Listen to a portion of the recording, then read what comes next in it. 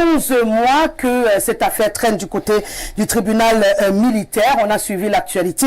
Il y a quelques jours, on va rendre solennellement cette communication gouvernementale, j'allais dire ce décret du président de la République qui nommait donc les nouveaux dirigeants au sein du ministère de la Défense. Je vais vous laisser le passage des vues. Et on va aller directement parlant de ce décret portant nomination des responsables au ministère de la Défense signé du président de la République.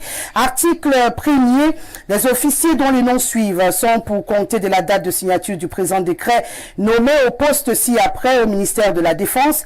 A. Structure placée sous l'autorité directe du ministre délégué à la présidence chargé de la Défense. Inspection générale des armées. Inspecteur colonel Sipa Didier Ndokmou.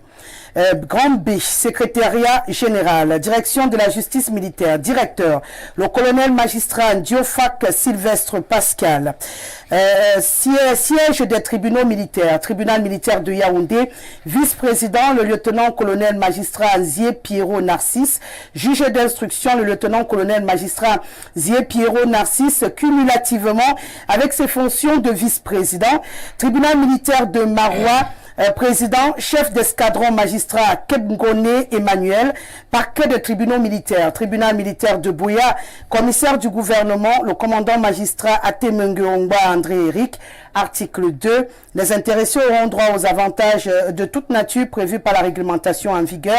Article 3, le ministre délégué à la présidence chargé de la Défense et le ministre des Finances sont chargés, chacun en ce qui le concerne, de l'exécution du présent décret qui sera enregistré puis publié au journal officiel en français et en anglais. Avant de venir à vous, j'ai quand même une question de droit. Et j'aurais besoin du professeur sur ce coup. Après ces nominations, Sikati, il est remplacé ou il ne l'est pas? Parce que c'est la question que tout le monde se pose avant qu'on ne rentre de plein fouet dans ce débat.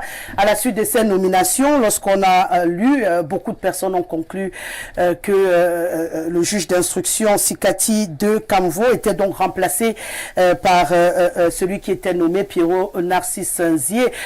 Nous, on vous pose la question s'il fallait faire une lecture filigrane de ce décret présidentiel. Remplacé, pas remplacé? Est-ce que l'acte de nomination a dit un remplacement de?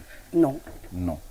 Est-ce que c'est dans un tribunal militaire, il y a nécessairement un juge d'instruction? Non. Il peut en avoir plusieurs. Dans l'arrivée du nouveau juge... Maintenant, le règlement des affaires à l'intérieur peut varier. Ça veut dire qu'un juge d'instruction nouveau peut arriver et celui qui était là reste, mais en même temps les nécessités de l'administration à l'intérieur du tribunal militaire amènent des évolutions dans le traitement des différents dossiers. Ça veut dire qu'il y a une possibilité que le dossier lui soit confié au détriment de Sikati. Ça, c'est possible. Ce n'est pas un problème de détriment, c'est juste un problème d'administration à l'intérieur du tribunal militaire. D'accord. Là, je reviens vers vous. Je vais me retourner vers Sylvestre Le Ben Yegnek avec qui nous suivons. Est-ce qu'il y a deux vice-présidents dans un tribunal? J'arrive. On va pas à pas.